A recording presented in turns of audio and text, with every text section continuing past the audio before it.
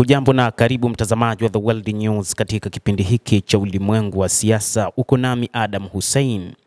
Rais wa Urusi Vladimir Putin na Waziri Mkuu wa Israel Benjamin Netanyahu wamezungumza kwa njia ya simu kabla ya Baraza la Usalama la Umoja wa Mataifa kupiga kura kuhusu kutumiwa kwa askari wa kulinda amani huko katika ukanda wa Gaza.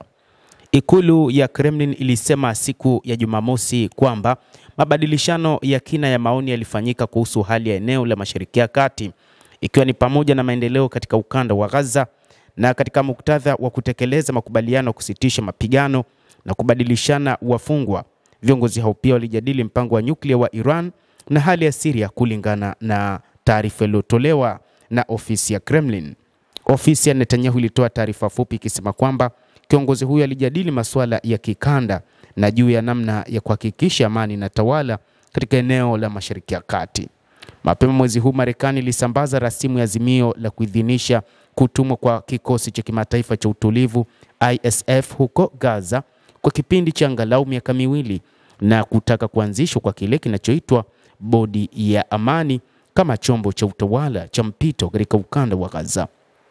Siku ya Ijumaa, Misri, Saudi Arabia, Qatar, Umoja wa Falme za Kiarabu, Jordan, Uturuki, Pakistan na Indonesia zilitoa taarifa ya pamoja inayounga mkono pendekezo hilo la Marekani.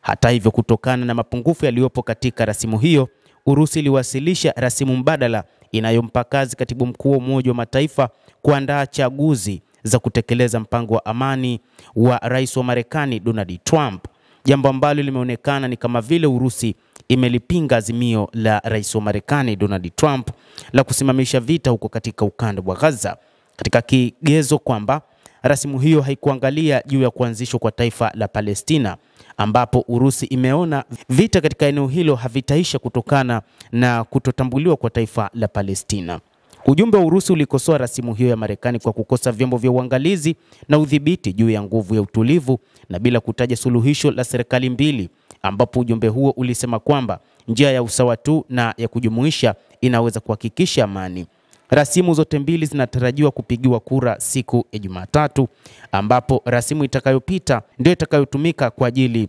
ya kuangazia suala la ukanda wa Gaza. Hata hivyo, kuna sababu mbalimbali ambazo Urusi imezieleza kwa nini inahitaji kuona rasimu hiyo inafanywa mabadiliko, na kikubwa zaidi ni kwamba inahitaji kuona eneo la ukanda wa Gaza linakuwa na amani, huku ikiwa na hofu huenda katika siku zijazo kukawa na matokeo mabaya kutokana na kwamba Wapalestina watakuwa wangali wanapigania taifa lao na makundi ya kijihadi yatazidi kuongezeka katika eneo hilo la ukanda wa Gaza, jambo ambalo Urusi imeliona kwa siku nyingi kwamba ndio chanzo kikuu kinachosababisha tofauti zilizopo kati ya Israel na Palestina, hasa wapiganaji wa Kipalestina Hamas na hata makundi mengine ya kijihadi ambayo yanaunga mkono wapiganaji wa Kipalestina wa Hamas, ikiwa ni pamoja na Hezbollah pamoja na Wahuthi wa Yemen na baadhi ya mataifa katika eneo la Mashariki ya Kati, ikiwa ni pamoja na Saudi Arabia na mataifa mengine kama vile Oman, yanahitaji kuona